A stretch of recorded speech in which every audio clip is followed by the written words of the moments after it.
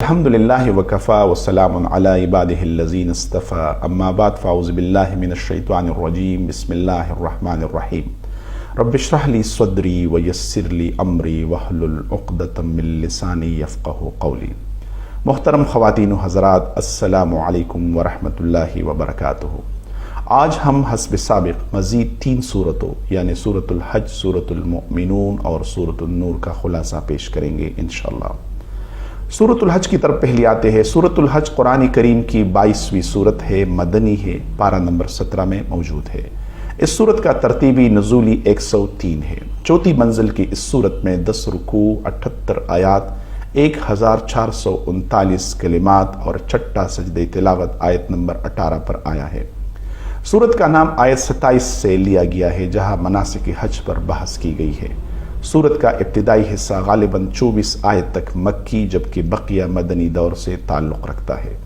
جمہور مفسرین کے نزدیک یہ سورت آیات مکیہ و مدینہ سے مخلوط ہے۔ صحیح بات یہ ہے کہ اس کا کچھ حصہ مکی اور مدنی ہے، بحوالے قرطبی اور فتح القدیر۔ اس طرح یہ سورت جو ہے عجائب قرآن پاک میں سے ہے، جس میں بعض آیات کا نزول حضری اور بعض کا سفری ہے۔ بعض آیات دن کے وقت اترے اور بعض رات کے وقت، بعض مکی اور بعض مدنی ہے۔ بعض آیات جنگ سے متعلق اور بعض صلح و امن سے تعلق رکھتے ہیں۔ کچھ آیات محکم ہے اور کچھ متشابہ ہے، اور کچھ آیات ناسخ اور کچھ منسوخ ہے۔ اس طرح سورت موصوفہ میں مخاطبین یعنی 3 گروہ پر تبصرہ کیا گیا ہے، یعنی مشرکین مکہ، متردد مسلمان اور مومنین صادقین۔ سورت کے مباحث ذیل میں ہے۔ پہلے مشرکین مکہ سے خطاب کیا گیا ہے، جس کا دورانیہ مکی دور سے شروع ہو کر مدنی دور پر ختم ہوتا ہے۔ انہیں تذکیر و تنبیہ کے انداز میں بتایا گیا ہے کہ تم سب نے حقیقت کی پیروی سے انکار کر کے اپنے جہل پر چلنے کا جو تہیہ کر رکھا ہے، وہ تمہاری بربادی کا زینہ اور اخروی عذاب کا پیش خیمہ ثابت ہوگا۔ اب تمہارے منہ بولے بناوٹی خدا تمہارے لیے کچھ نہیں کر سکیں گے، اس لیے تم کیوں بھول جاتے ہو کہ تمہیں تخلیق کے ان ایام سے وہی واحد رب کائنات گزارتا ہے جو زمین سے قسم قسم کے پل و نباتات اگاتا ہے، جیسا کہ ارشاد باری تعالیٰ ہے، یا ایھا الناس ان کنتم فی ریب من البعث فانا خلقناکم من تراب ثم من نطفۃ ثم من علقۃ ثم من مضغۃ مخلقۃ وغیر مخلقۃ لنبین لکم ونقر فی الارحام ما نشاء الی اجل مسمى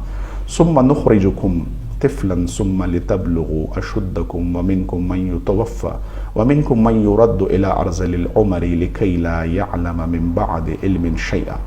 وترى الأرض هامدة فإذا أنزلنا عليها الماء اهتزت وربت وأنبتت من كل زوج بهيج ذلك بأن الله هو الحق وأنه يحيي الموتى وأنه على كل شيء قدير۔ جس کا ترجمہ ہے، لوگو اگر تمہیں مرنے کے بعد جی اٹھنے میں شک ہے تو سوچو ہم نے تمہیں مٹی سے پیدا کیا، پھر نطفہ سے، پھر خون بستہ سے، پھر گوشت کے لوتھڑے سے جو صورت دیا گیا تھا اور بے نقشہ تھا، یہ ہم تم پر ظاہر کر دیتے ہیں، اور ہم جسے چاہے ایک ٹھہرائے ہوئے وقت تک رحم مادر میں رکھتے ہیں،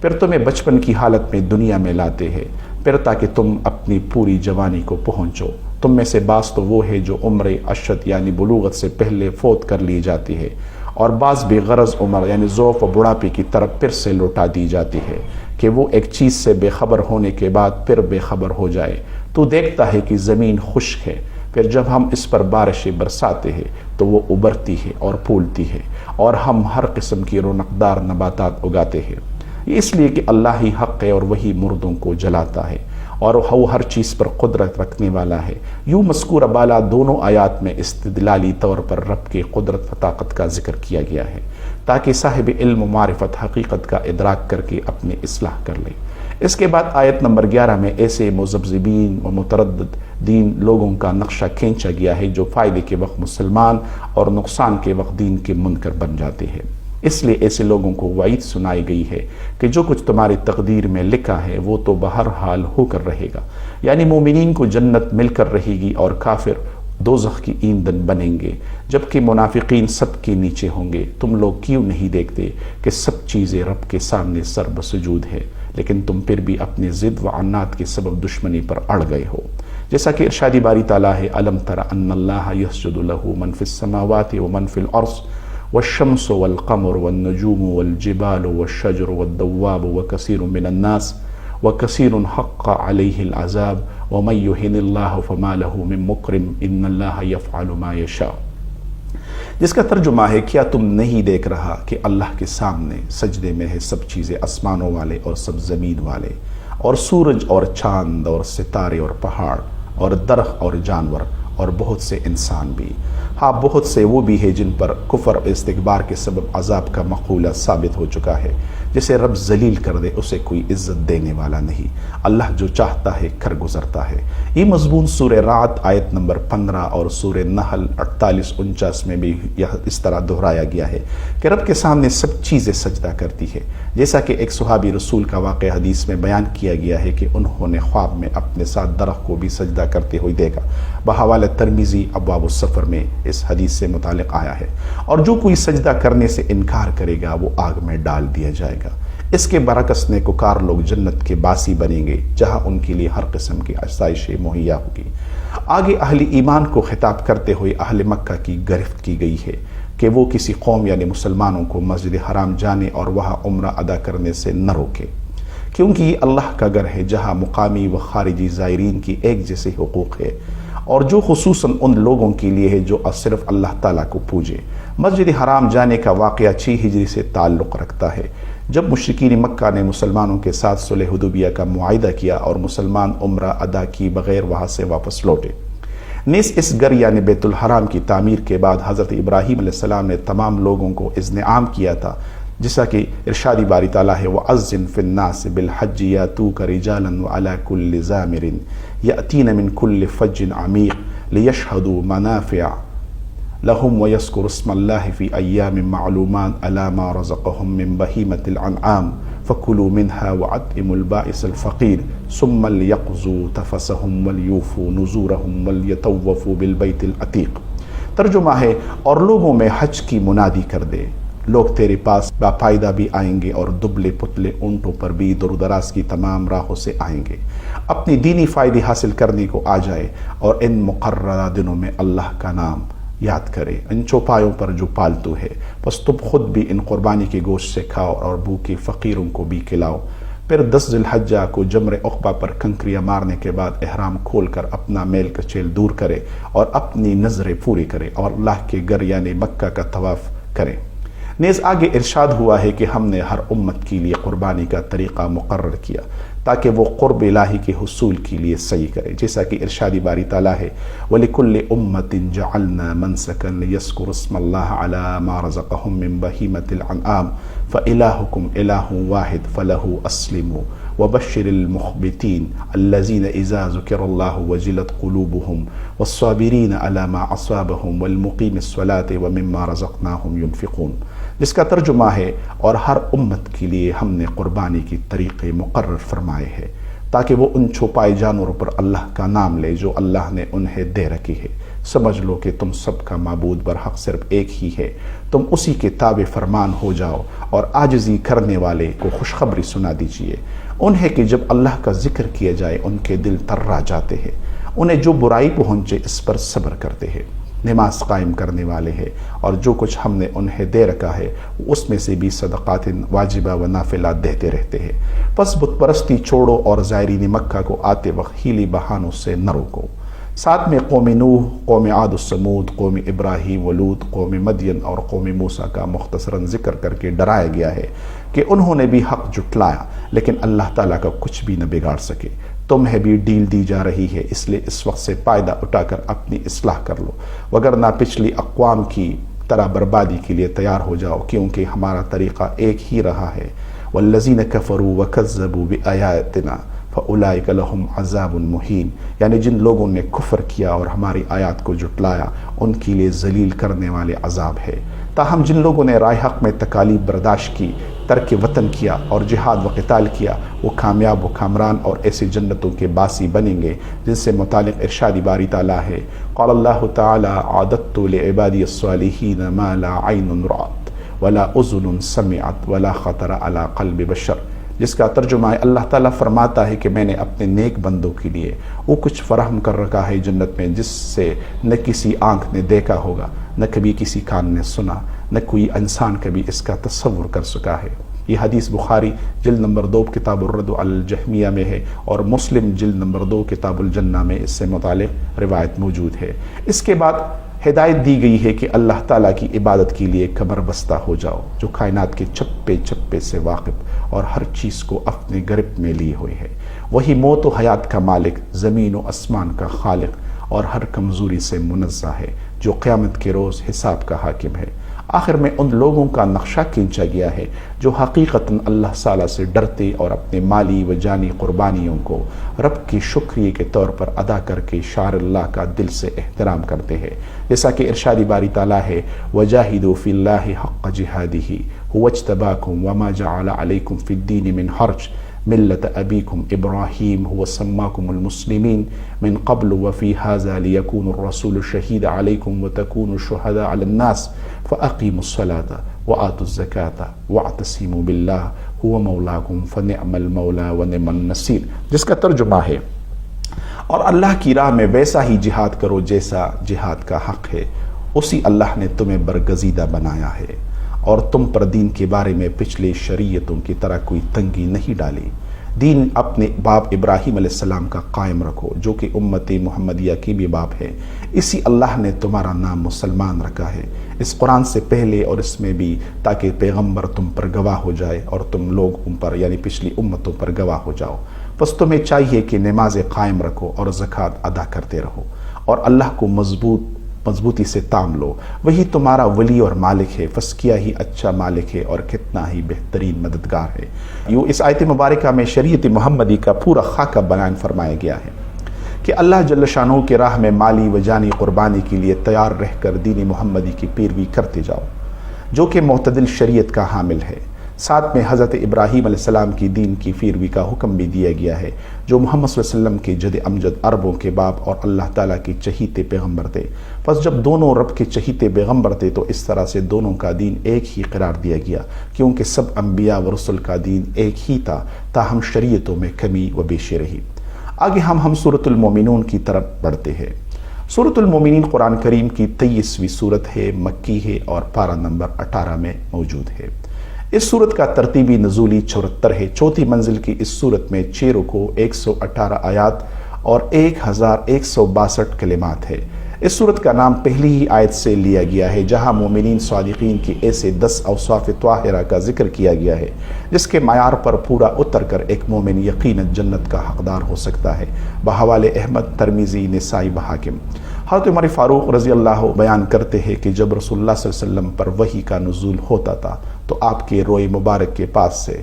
ایسی آوازیں سنی جاتی تھی جیسے شہد کی مکھیوں کی بنبناہٹ ہوتی ہے۔ ایک دن آپ صلی اللہ علیہ وسلم پر وحی کا نزول ہوا تو ہم تھوڑی سی دیر ٹھہرے رہے۔ بعد ازاں نزول وحی کی کیفیت ختم ہوئی۔ آپ صلی اللہ علیہ وسلم نے قبلہ رخ ہو کر اپنے دونوں ہاتھ اوپر اٹھا کر یوں دعا فرمائی، الہی ہماری تعداد میں اضافہ فرما، کمی نہ کر، ہمیں عزت و وقار سے نواز، ذلیل و خوار نہ کر،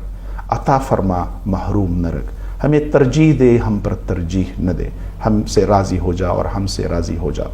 پھر فرمایا مجھ پر اس وقت 10 ایسی آیات نازل ہوئی ہے، جو شخص ان پر قائم رہا وہ جنت میں داخل ہو گیا۔ پھر آپ صلی اللہ علیہ وسلم نے سورۃ المومنین کی ابتدائی آیت قد افلح المؤمنون سے 10ویں آیت تک پڑھی۔ یہ حدیث مسند احمد اور کنز و اعمال میں تفصیل کے ساتھ ذکر کی گئی ہے۔ سورت کے مضامین حسب ذیل ہے۔ سورت کا مرکزی خیال اتباع رسول کے گرد گھومتا ہے۔ ابتدائی آیات میں ایک مومن کے بنیادی اخلاق کا ذکر کیا گیا ہے کہ فلاحیاب وہ مومنین ہیں جو اپنی پنجگانہ نمازوں کی پوری حفاظت خشوع کے ساتھ کرتے ہیں، ہر قسم کی فضول و لغو باتوں سے منہ موڑتے، تزکیہ نفس کے ساتھ زکوٰۃ مفروضہ و صدقات کو بروقت ادا کرتے، اپنی ازواج و ملکیتی لونڈیوں کے علاوہ دوسری غیر عورتوں سے صرف نظر کرتے، حلال و حرام میں تمیز برتتے اور اپنے امانتوں و وعدوں کا ہمیشہ پاس رکھتے ہیں۔ اس کے بعد تخلیق انسان و کائنات کا ذکر کر کے دلائل کے ساتھ ثابت کیا گیا ہے کہ تمام دنیاوی لذتیں چند روزہ ہے، جس کے بعد قیامت کا برپا ہونا ایک یقینی امر ہے، اور اس کا جواز تمہارا مرنا اور جینا خود بھی ظاہر کرتا ہے۔ پھر پچھلی انبیاء کرام علیہ السلام کا ذکر کر کے بتایا گیا ہے کہ جس طرح تم رسول اللہ صلی اللہ علیہ وسلم کے نبی و رسول ہونے پر شکوک و شبہات کا اظہار کرتے ہو، بالکل ایسے اعتراضات تم سے پہلے کے اقوام یعنی قوم نوح، قوم عاد و ثمود اور قوم موسیٰ بھی کر چکے ہیں۔ بس تم آثار زمانہ سے اندازہ لگا کر دیکھو کہ وہ اقوام راہ حق پر تھے یا ہمارے انبیاء کرام علیہ السلام، اور یوں نہ ہو کہ غلط راہ پر چل نکلو اور قوم صالح، قوم لوط اور قوم شعیب کی طرح عذاب الہی کی شکار ہو جاؤ، جیسا کہ ارشاد باری تعالیٰ ہے ان هو الا رجل افترى على الله كذبا وما نحن له بمؤمنين قال رب انصرني بما كذبون قال اما قليل ليصبحن نادمين فأخذتهم الصيحة بالحق فجعلناهم غثاء فبعدا للقوم الظالمين ثم أنشأنا من بعدهم قرونا آخرين ما تسبق من أمة أجلها وما يستأخرون ثم أرسلنا رسلنا تترى كلما جاء أمة رسولها كذبوه فأتبعنا بعضهم بعضا وجعلناهم أحاديث فبعدا لقوم لا يؤمنون، جس کا ترجمہ ہے یوں تو بس ایسا ہی شخص ہے جس نے اللہ پر جھوٹ بہتان باندھ دیا ہے، ہم تو اس پر ایمان لیوانے والے نہیں ہے کیونکہ یہ موت کے بعد دوبارہ زندہ ہونے کا وعدہ کرتا ہے۔ نبی صلی اللہ علیہ وسلم نے دعا کی اس وقت کے پروردگار ان کے جٹلانے پر تو میری مدد کر۔ جواب ملا کہ یہ تو بہت جلد اپنے کی پر پچتانے لگیں گے۔ بالآخر عدل کے تقاضے کے مطابق چیخ نے پکڑ لیا اور انہیں کوڑا کرکٹ کر ڈالا۔ بس ظالموں کے لیے یہی دوری ہے۔ اس کے بعد ہم نے اور بھی بہت سے امتیں پیدا کی، نہ تو کوئی امت اپنے وقت مقرر سے آگے بڑھی اور نہ پیچھے رہی۔ پھر ہم نے لگاتار رسول بھیجے، جب جب جس امت کے پاس اس کا رسول آیا اس نے ان کو جھٹلایا، بس ہم نے ایک قوم کو دوسری قوم کے پیچھے لگا دیا اور ان سب کو فسانہ عبرت بنا دیا۔ ان لوگوں کو دوری ہو جو ایمان قبول نہیں کرتے۔ اس کے بعد مختصراً قوم موسیٰ کا قصہ سنایا گیا ہے، جنہوں نے زندہ معجزات کو دیکھ کر بھی قبول دین سے انحراف کیا۔ آگے قصہ عیسیٰ ابن مریم کو چھیڑا گیا ہے، جس کی ولادت کو بھی رب العزت نے رہتی دنیا تک کے لیے ایک زندہ معجزہ بنا دیا۔ اس تفصیل کے بعد ارشاد ہوتا ہے کہ تم لوگ ان حقائق کے باوجود روگردانی کرتے ہوئے اپنی ایڑیوں پر پیچھے چل نکلتے ہوئے حق کو چھپاتے ہو، کبھی وحی کو جھوٹ کہتے ہو اور کبھی ہمارے پیغمبر کو مجنون بتاتے ہو۔ جان لو کہ حق تمہاری جھوٹی خواہشات کا پیرو نہیں کر سکتا، کیونکہ اس طرح سے تو کائنات کا پورا نظام درہم برہم ہو جائے گا۔ اللہ کی ذات ایسی نہیں کہ اسے مدد و تناصرت کے لیے بیٹھے اور خاندان کی ضرورت پڑ جائے۔ پچھلے اقوام کے ذکر کے بعد قوم مکہ کو تنبیہ کی گئی ہے کہ اپنی اصلاح کرو، اور یہ قحط جیسا کہ حضرت یوسف علیہ السلام کی قوم پر 7 سال کے لیے آیا تھا جو تم پر آ پڑا ہے، اسے دراصل ایک آزمائش سمجھو تاکہ تم ڈر کر اپنی اصلاح کرو قبل اس کے کہ تم پر بھی وہ عذاب نازل ہو جن کا مشاہدہ پچھلے اقوام اپنے انکار کے سبب کر چکے ہیں۔ اس لیے کہ وہ وقت جلد آنے والا ہے جب ایک کافر اپنے عمل کے سبب خود کو ہی کوستا رہے گا، جیسا کہ ارشاد باری تعالیٰ ہے فَإِذَا نُفِخَ فِي الصُّورِ فَلَا أَنْسَابَ بَيْنَهُمْ يَوْمَئِذٍ وَلَا يَتَسَاءَلُونَ فَمَنْ ثَقُلَتْ مَوَازِينُهُ فَأُولَئِكَ هُمُ الْمُفْلِحُونَ وَمَنْ خَفَّتْ مَوَازِينُهُ فَأُولَئِكَ الَّذِينَ خَسِرُوا أَنفُسَهُمْ فِي جَهَنَّمَ خَالِدُونَ تلفح وجوههم النار وهم فيها كالحون ألم تكن آياتي تتلى عليكم فكنتم بها تكذبون قالوا ربنا غلبت علينا شقوتنا وكنا قوما ضالين۔ ترجمہ ہے پس جب سور پونک دیا جائے گا اس دن نہ تو آپس کے رشتے ہی رہیں گے نہ آپس کی پوچھ گچھ ہوگی۔ جن کی ترازو کا پلہ بھاری ہو گیا وہ تو نجات والے ہو گئے، اور جن کی ترازو کا پلہ ہلکا ہو گیا یہ ہے وہ جنہوں نے اپنا نقصان آپ کر لیا، جو ہمیشہ کے لیے جہنم واصل ہوئے۔ ان کے چہروں کو آگ جلستی رہے گی اور وہ وہاں بد شکل بنے ہوئے ہوں گے۔ اس دوران انہیں کہا جائے گا کہ کیا میری آیتیں تمہارے سامنے تلاوت نہیں کی جاتی تھی؟ پھر بھی تم انہیں جھٹلاتے تھے۔ کہیں گے کہ اے پروردگار ہماری بدبختی ہم پر غالب آ گئی، واقعی ہم تھے ہی کی گمراہ۔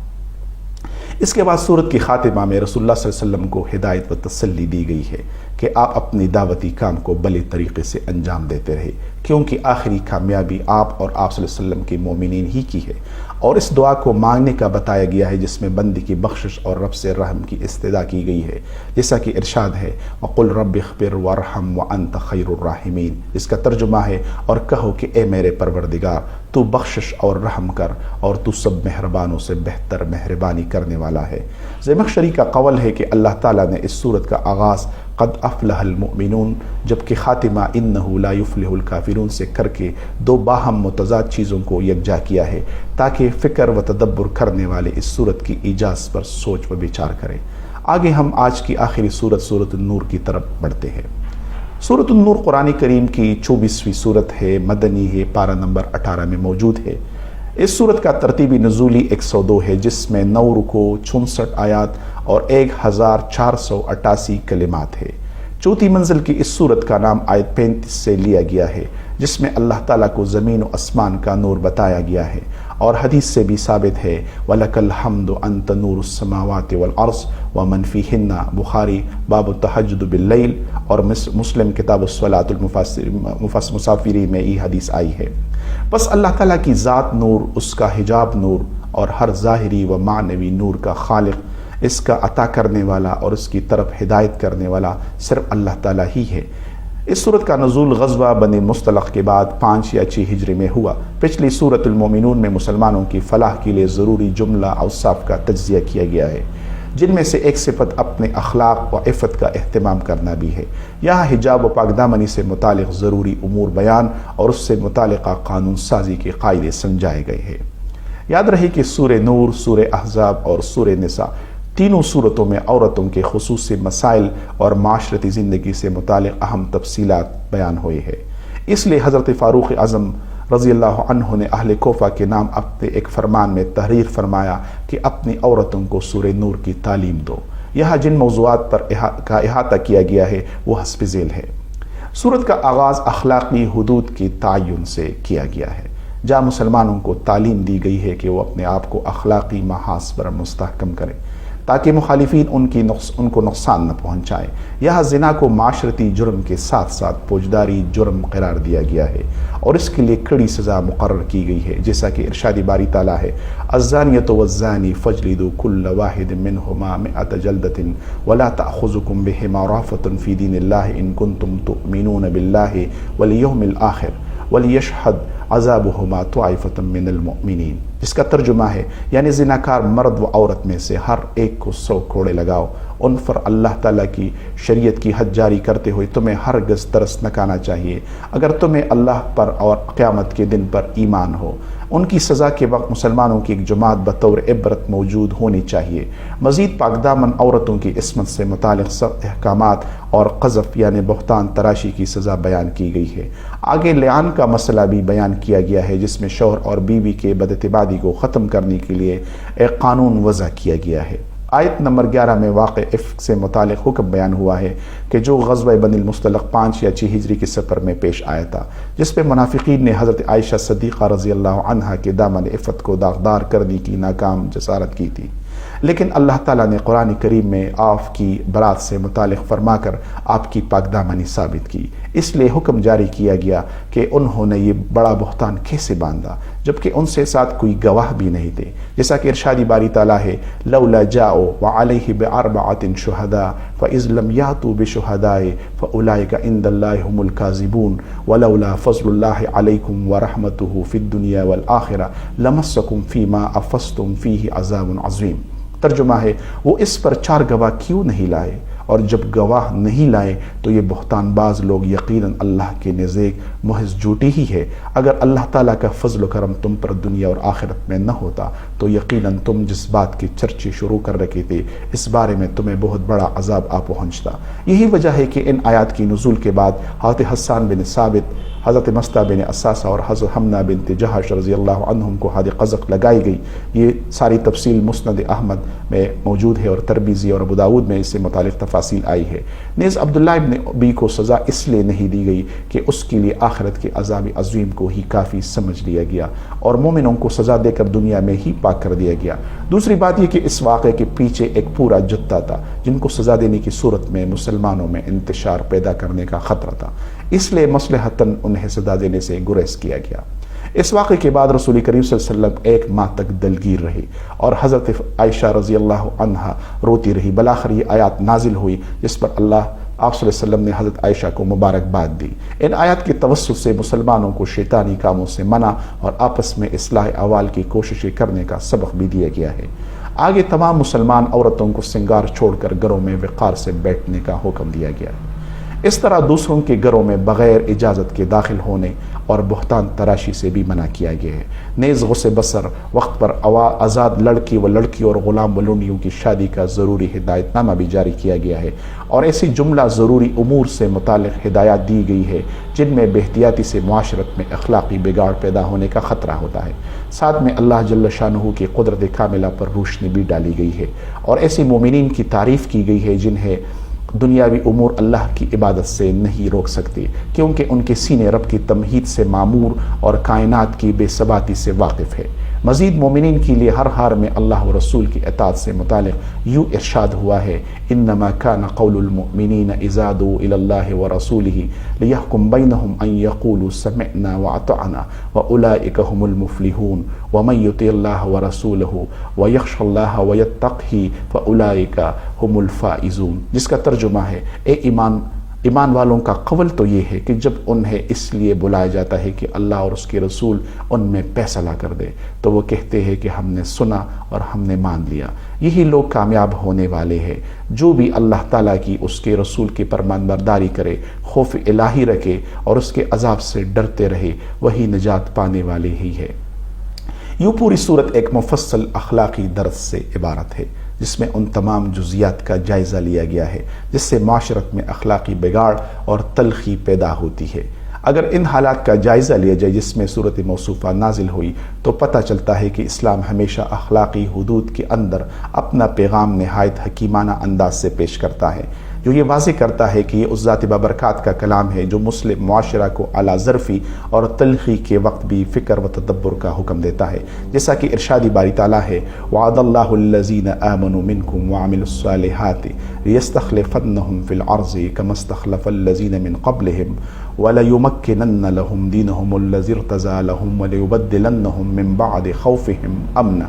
يَعْبُدُونَنِي لَا يُشْرِكُونَ بِي شَيْئًا وَمَنْ كَفَرَ بَعْدَ ذَلِكَ فَأُولَٰئِكَ هُمُ الْفَاسِقُونَ، جس کا ترجمہ ہے، تم میں سے ان لوگوں سے جو ایمان لائے ہیں اور نیک اعمال کیے ہیں، اللہ تعالیٰ وعدہ فرما چکا ہے کہ انہیں ضرور زمین میں خلیفہ بنائے گا، جیسے کہ ان لوگوں کو خلیفہ بنایا تھا جو ان سے پہلے تھے، اور یقیناً ان کے لیے ان کے اس دین کو مضبوطی کے ساتھ محکم جمع دے گا، جیسا کہ ان کے لیے وہ پسند فرما چکا ہے، اور ان کے اس خوف و خطر کو وہ امن و امان سے بدل دے گا۔ وہ میری عبادت کریں گے اور میرے ساتھ کسی کو بھی شریک نہیں ٹھہرائیں گے۔ اس کے بعد بھی جو لوگ ناشکری اور کفر کرے وہ یقیناً ہی فاسق ہے۔ اس لیے یہ منکرین چند دن تک ادھر ادھر دنیا میں دور دوب کر لے، اس کے بعد انہیں خود بخود معلوم ہو جائے گا کہ سچائی کیا ہے۔ اس لیے مومنو، اپنی طہارت و عورت کا خصوصی خیال رکھو، اور جب تمہارے بچے بلوغت تک پہنچے تو انہیں بھی سکھاؤ کہ وہ بھی دین کی حدود و قیود کا خیال رکھیں،